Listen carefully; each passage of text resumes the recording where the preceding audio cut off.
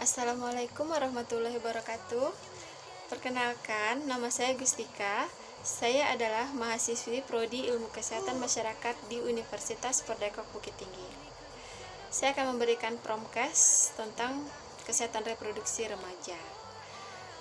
Promkes ini saya buat untuk memenuhi tugas individu saya dalam mata kuliah promosi kesehatan dengan dosen pembimbingnya Ibu Santria Deli Susanti SST MKes.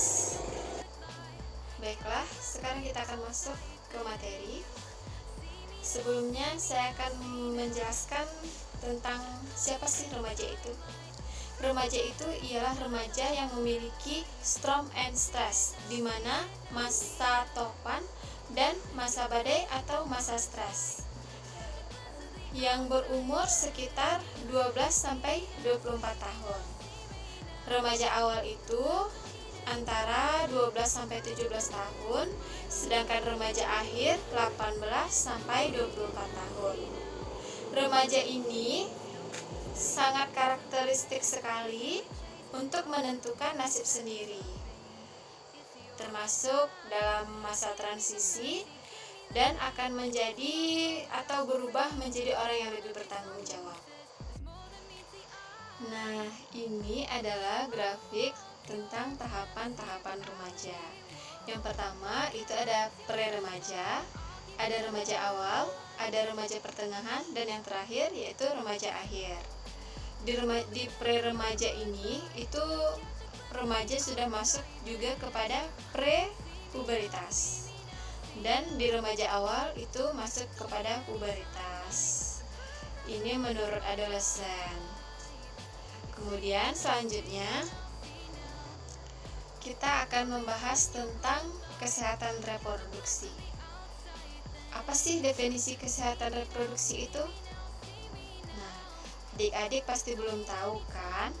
Kesehatan reproduksi itu ialah keadaan sejahtera fisik, mental, dan sosial secara utuh, atau tidak semata-mata bebas dari penyakit atau kecacatan dalam semua hal yang berkaitan dengan sistem reproduksi serta fungsi dan prosesnya. Itu adalah definisi tentang kesehatan reproduksi. Sekarang kita akan membahas tentang kesehatan reproduksi remaja. Definisinya ialah kesehatan reproduksi remaja suatu kondisi sehat yang menyangkut sistem, fungsi, dan proses reproduksi yang dimiliki oleh remaja. Sehat di sini bukan semata-mata bebas dari penyakit atau kecacatan, namun juga sehat mental dan sosiokultural. Ini menurut WHO. Kesehatan reproduksi remaja sangat penting diketahui oleh remaja-remaja karena remaja itu akan memiliki informasi yang benar mengenai fungsi, peran, dan proses reproduksi diri mereka sendiri. Kemudian memiliki sikap serta tingkah laku yang bertanggung jawab mengenai proses reproduksi itu sendiri. Mengapa remaja itu sangat perlu atau sangat penting mengetahui tentang kesehatan reproduksinya? Itu karena remaja agar memiliki informasi yang benar mengenai proses reproduksi serta sebagai faktor yang ada di sekitarnya. Remaja memiliki sikap dan tingkah laku yang bertanggung jawab tentang proses reproduksi. Karena pentingnya seorang remaja itu mengetahui tentang kesehatan reproduksinya, maka saya di sini akan menjelaskan tentang masalah-masalah kesehatan reproduksi pada remaja. Sehingga dengan informasi yang saya berikan, semoga para remaja-remaja mengerti tentang kesehatan reproduksi atau tentang masalah kesehatan reproduksi yang ada pada dirinya. Sehingga sebelum terjadi sesuatu yang merugikan diri sendiri, sebaiknya kita sudah tahu bagaimana cara pencegahannya. Baiklah, yang pertama itu masalah kesehatan reproduksi remaja. Kita akan membahas tentang kesehatan alat-alat reproduksi. Masalah-masalah yang dihadapi remaja perempuan antara lain adalah payudara yang mengeluarkan cairan, benjolan pada payudara, masalah seputar haid seperti nyeri haid yang tidak teratur, keputihan, dan infeksi saluran reproduksi. Seputar siklus haid, waktu terjadinya masa subur, masalah keperawanan, dan masalah jerawat. Kemudian, masalah-masalah yang berkenaan dengan kesehatan reproduksi atau alat-alat reproduksi yang dihadapi oleh remaja laki-laki itu biasanya antara lain adalah masalah bentuk dan ukuran penis, jumlah testis tidak lengkap, dan hernia serotalis. Untuk masalah kesehatan reproduksi yang kedua, kita akan membahas tentang hubungan dengan pacar.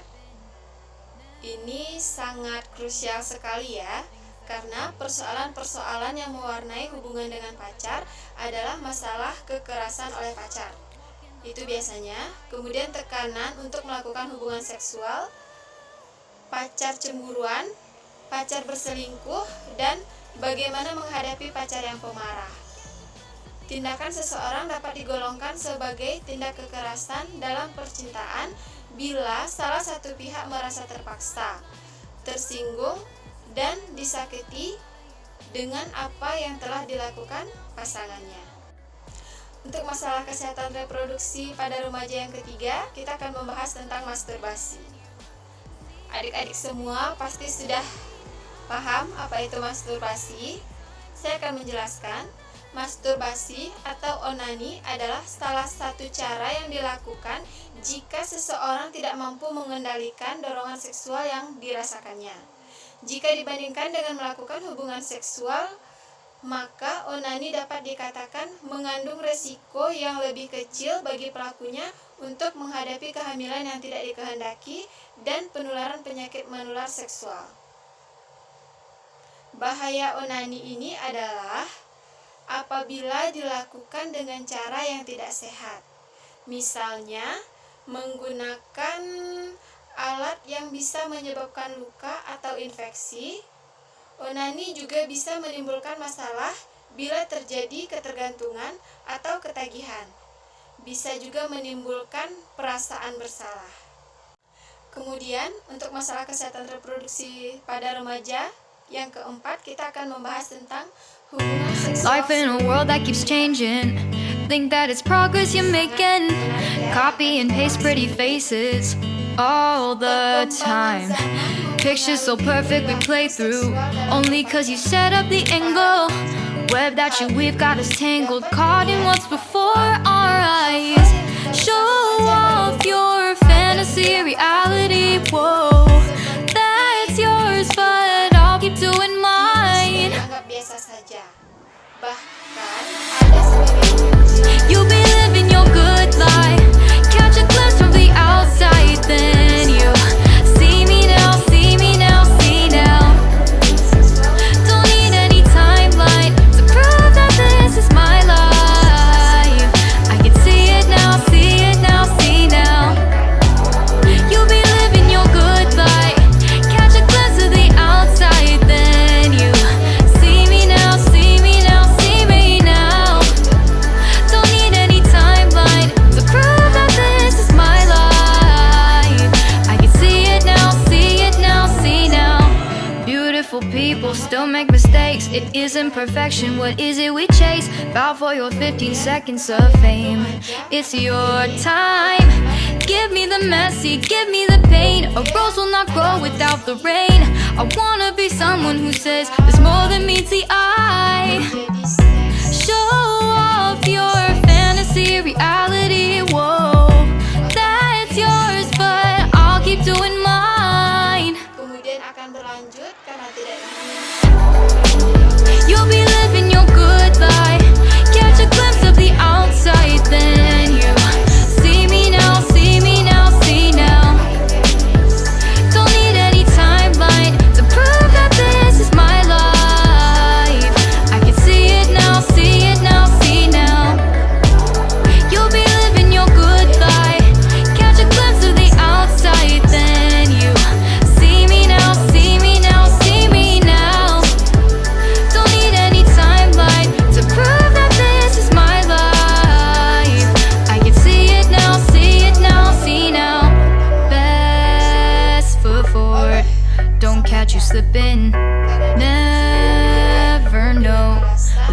that you're feeling.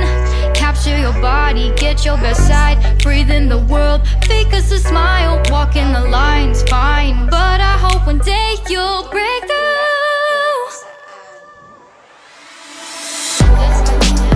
You'll be living your good life. Catch a glimpse of the outside, then you see me now, see me now, see now. Don't need any timeline to prove that this is my life. I can see it now, see it now, see now. You'll be living your good life. Catch a glimpse of the outside, then you see me now, see me now, see me now. Don't need any timeline to prove that this is my life. I can see it now, see it now, see now. Yang usianya 12 sampai 17 tahun mengalami perubahan aktif pada sel dalam mulut rahimnya. Selain itu, seks bebas juga biasanya juga dibarengi dengan penggunaan obat-obat terlarang di kalangan remaja, sehingga hal ini akan semakin memperparah persoalan yang dihadapi remaja terkait kesehatan reproduksi. Setelah sebelumnya kita membahas tentang free sex, akibat dari free sex ini yaitu pembahasan kita selanjutnya dengan kehamilan tidak diinginkan atau KTD. Hubungan seks pranikah di kalangan remaja didasari pula oleh mitos-mitos seputar masalah seksualitas. Misalnya saja, mitos berhubungan seksual dengan pacar merupakan bukti cinta, atau mitos bahwa berhubungan seksual hanya sekali tidak akan menyebabkan kehamilan. Padahal, hubungan seks sekalipun hanya sekali juga dapat menyebabkan kehamilan selama si remaja perempuan dalam masa subur.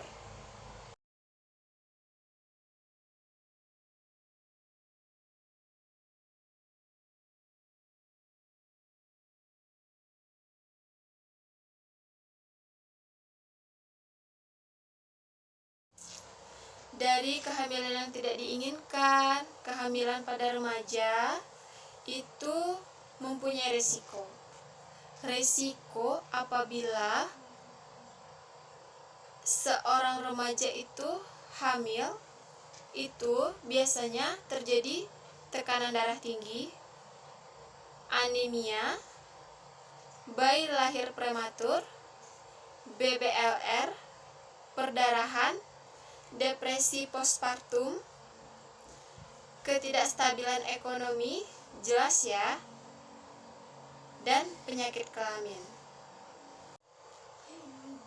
Apabila pada remaja itu terjadi kehamilan yang tidak diinginkan, itu biasanya berlanjut pada permasalahan yang akan kita bahas selanjutnya, yaitu aborsi.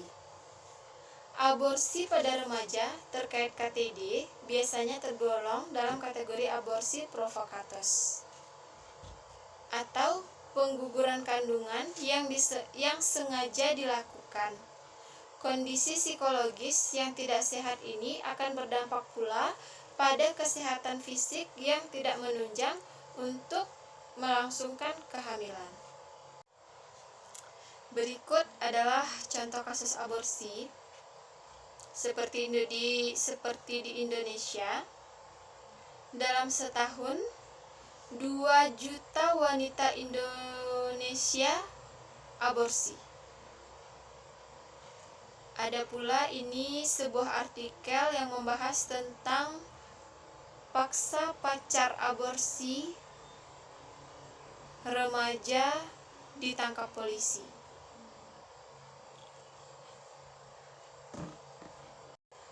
Kemudian selanjutnya yang akan kita bahas tentang perkawinan dan kehamilan dini.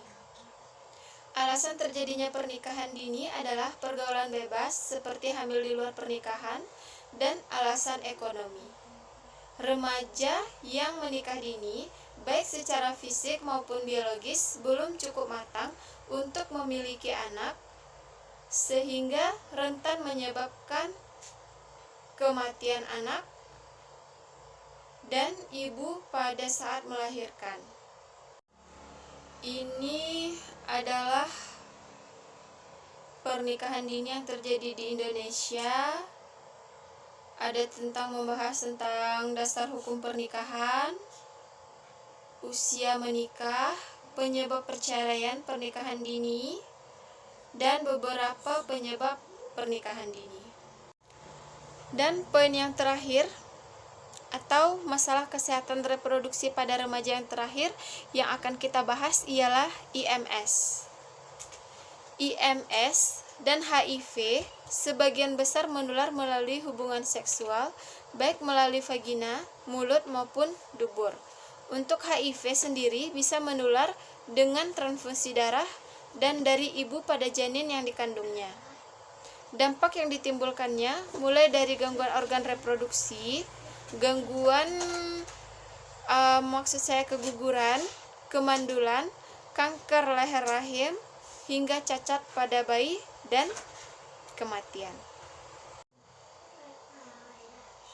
Terima kasih atas perhatiannya. Semoga adik-adik yang telah mendengarkan atau memahami tentang masalah kesehatan reproduksi pada remaja ini dapat memberikan edukasi ataupun informasi yang baik sehingga adik-adik semua terhindar dari masalah kesehatan reproduksi pada remaja. Jangan lupa hindari pergaulan bebas, dekatkan diri kepada Yang Maha Kuasa, dan tetap jadikan orang tua sebagai teman terbaik kita. Mohon maaf jika ada perkataan saya sebelumnya yang salah. Saya tutup materi penyuluhan saya tentang kesehatan reproduksi remaja ini. Assalamualaikum warahmatullahi wabarakatuh.